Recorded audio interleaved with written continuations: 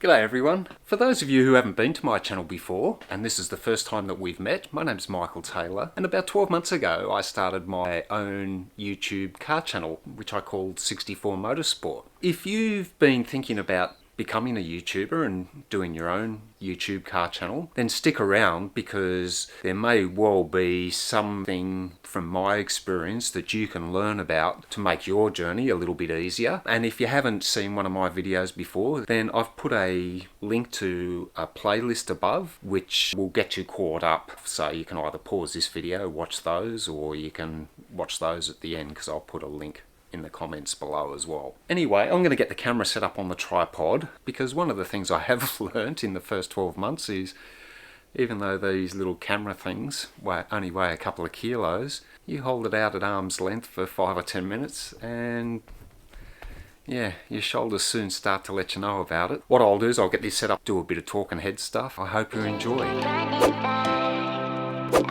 One of the things I've really enjoyed about the whole YouTube process is being able to combine a couple of my passions, and one of those is cars, of course. But the other thing is I like telling stories and a creative thing, and then this is, for me, just a different avenue for telling a story. So I'm able to combine two passions into one thing. It's not something that I've ever done before. It's always been a matter of learning from scratch, learning camera setup, how to edit, how to add music and text and titles and sound effects. I would hope that as I go into my second year and a lot more videos, that skill becomes more honed and a little bit more professional. You guys, the viewers, will tell me whether I'm improving on it or not by the amount of watch time and whether you actually click on my videos. But I'll get to clicking on videos and that sort of thing a bit later in this one because that's a totally separate issue. For me, it's about sharing my passion for cars in particular, not just with my local community. And years gone by, you'd go to a car meet or something like that and you'd share it with people in your suburb, your town, maybe your state. But with YouTube, people from all over the world can see my content. So somebody in Central Europe can find out what I'm doing on my car in the outer suburbs of Brisbane, Australia, you know. That I find really cool, and that's what I like to do is, you know, to share that passion, you know, with everybody. And that's what, you know, keeps you going, and you need something like that because it's a hard jacker and it's not always easy to feel motivated to come into the garage here and set up a camera and film something. Sometimes in the middle of the week I've still got no idea what I'm going to film. I might be waiting on parts from a car or something like that, and it's like, well, now I'm going to have to find another topic to film about. Probably the one thing that's taken me the most by surprise is the amount of time it takes to set up and film, like, you know, the exhaust install, for example. It's not just a matter of getting the car parts out and bunging them on, which could have taken maybe a day. When you then have to factor in, okay, well, now I've got to try and get a camera set up in a really tight crawl space. Before I even put a first bolt on, I could have spent 45, 50 minutes just setting up camera equipment and audio and lighting. And then I've finished working on the back of the car, now I'm going to work on the front of the car. So all that gear's got to be set up. Like in my garage, it faces west, so later in the afternoon I've got a heap more light coming in. So all that lighting and camera settings need to be adjusted for the fact that I'm now working closer to the light. When you first start out, it's like, okay, well, we'll get a camera set up underneath there, and you don't tend to realise the importance of things like lighting or sound. And then as you start to grow and you want your videos to evolve and become better, you start to then focus more on those things. You could spend half an hour to set up some footage which might only last a minute in the video. So I would think that if it wasn't for that, I probably would be at the point where I'd be finished my build, because it's pretty much at least doubled the workload in terms of my build. But I don't begrudge that because it's given me an opportunity to share what I'm doing and what I love about my E46 BMW with the rest of the world, and that's just as important to me as getting the car finished. The other thing that surprised me or took me by surprise is the amount of time it takes to plan a video. And once again, this comes down to that constant improvement process. When you first start, it's like set the camera up and you film and you sort of wing it But as you sort of review your videos and always looking at ways to make them better, and also looking at what other car channels are doing, the way they film it, and that makes the whole planning process much longer as well. I spend maybe 1 to 2 hours, depending on the video, preparing, writing out a bit of a structure. Okay, well, I'm going to film this section over here, and then I'm going to film this section over here. This is my notebook, and you probably can't see it because of the glare. And I like to use a notepad rather than electronic. I'm old-fashioned. I'm 58.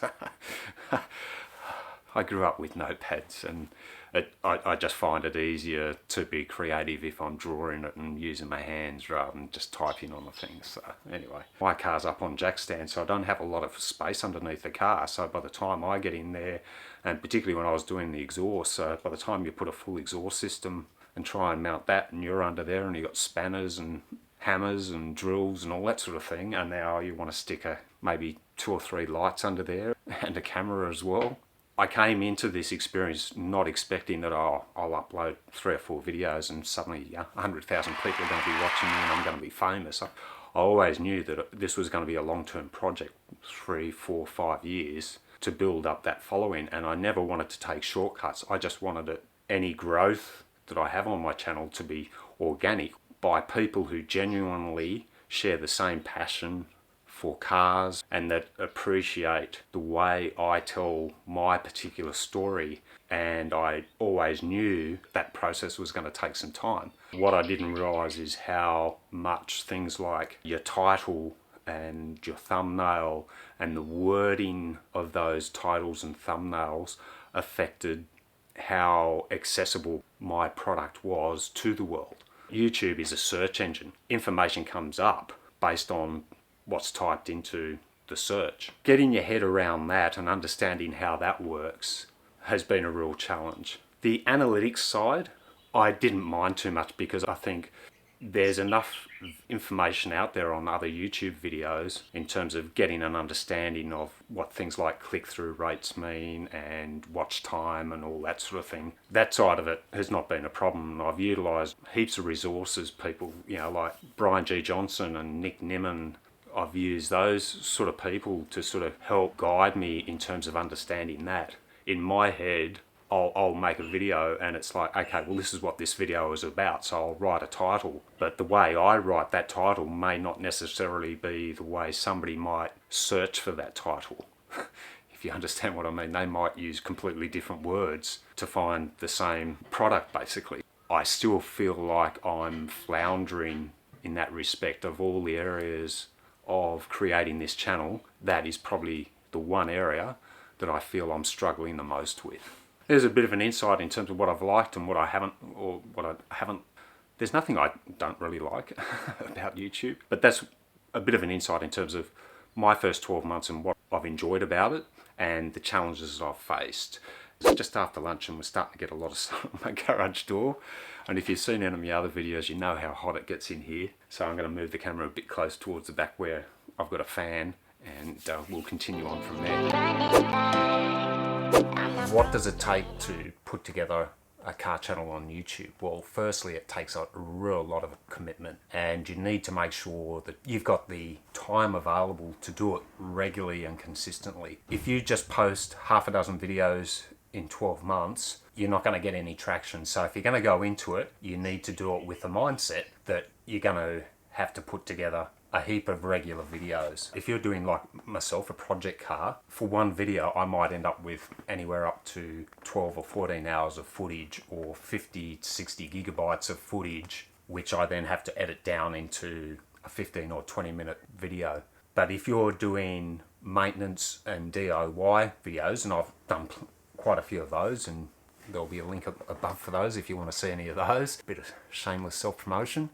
They're much more straightforward because you tend to film those in a very structured way. You end up with less footage which you need to edit, and a more sort of structured plan when it comes to the editing process. Whereas if it's a video where you're doing an install, anybody who's worked on cars knows that nothing really ever goes to plan. Those videos tend to be more free-flowing. In other words, you've got the camera on and you're just letting it run, and then at the end of the day you'll go back and say, well, I've got 6 hours of footage, and of that 6 hours there's probably only 15 minutes or 20 minutes worth which is usable that I can edit into a story. And by a story I mean it's got a beginning, a middle and an end. If you really care about what you're producing and want to make the viewer experience as enjoyable and as entertaining as possible, then you need to be self-critical and to look at what you've done and not just say, oh, that's a really good video, I don't understand why no one's watching it. You've got to look at it with open eyes and with a sense of honesty.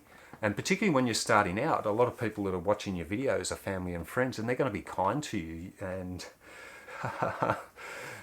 and in their kindness they may or may not be helping you in terms of your improvement process. So you need to be very self-critical to be able to sift through the bullshit. So I watch a lot of other YouTube channels, not just because I enjoy it, but I find that I'm looking at the way they film their videos, the quality of the way they film, whether it's handheld, a talking head, or a mixture of both, what type of music they use, what type of graphics they use, what type of text they use, what type of colours they use, what their lighting's like, what their sound quality's like, and try and get as much inspiration from them. I'm not doing it to copy what they're doing. It's a matter of taking what they're doing and then incorporating it into the style of videos that I want to make. Also looking at the type of videos that you, the viewers, like to watch. There's no use me sitting here and say, well, I want to make this type of video if nobody wants to watch it.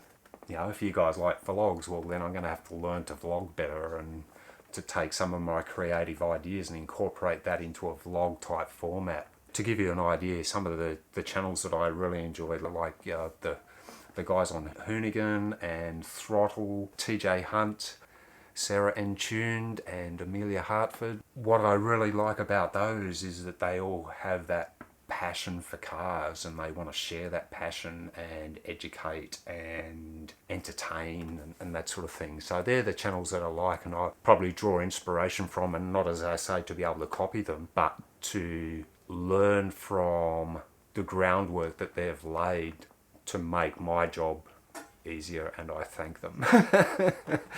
So how many hours a week do I spend on my YouTube channel producing, say, one video a week? And I would say it's pretty much a full-time job. Even though this is my part-time job or hobby, whatever you want to call it, it's probably more a hobby because I don't get paid for it. Everything that I've put onto my car, I've researched and chosen myself and paid for myself. Any recommendations, whether I think it's good or whatever, are all based on my experience. There's no input from a supplier, a manufacturer, or a wholesaler. It's more a hobby, but it consumes just as much as a full-time job. I have my own garden landscape business. I've got a wife, I've got a couple of daughters, a couple of grandkids. We live in a house, so I've got a reasonable sized yard, so it needs maintenance as well. Fitting all those eggs into a basket before you start YouTube, don't think you can put together the type of content that I'm doing and then edit it and be able to produce 2 or 3 videos a week. Personally, I've found that one a week is,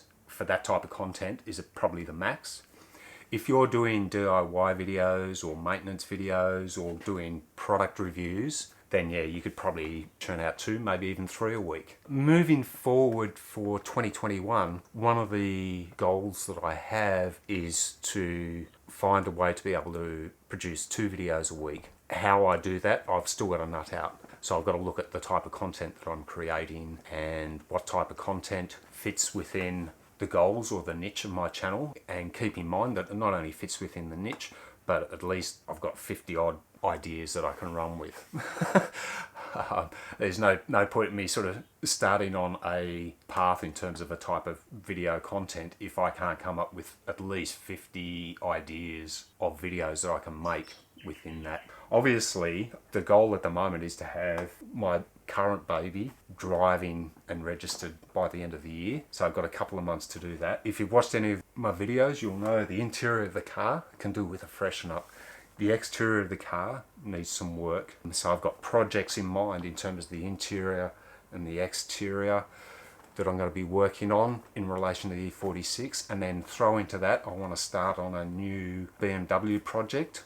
My initial thoughts were to do another E46 thing, but been there, done that. There's lots of other BMWs that I really love. E92, E30 and E36. So I've got 3 options there. Maybe you want to post a comment in terms of what you think I should look at.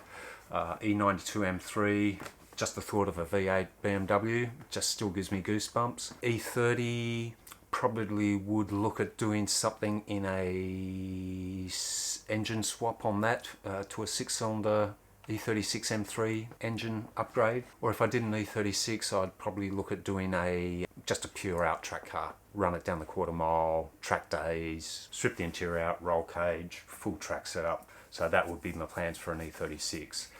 Got any thoughts or ideas? Post me a comment. Next year I'm hoping it's going to be really exciting. Firstly because this thing will be up and running and we can get some good footage of some track days, dyno runs, club days, get it out to a few car shows so we can look at a couple other Beamers and what people are doing around Brisbane and the surrounds with their cars. So for you overseas viewers, you'll get to see a couple of Aussie classics as well, which would be nice. And that's my plan for next year. If you're thinking about doing your car channel, then look, just bite the bullet. Just be committed to continually evolving, being highly self-critical, and being committed to throw the hours into it that you can, despite the fact that there's no reward.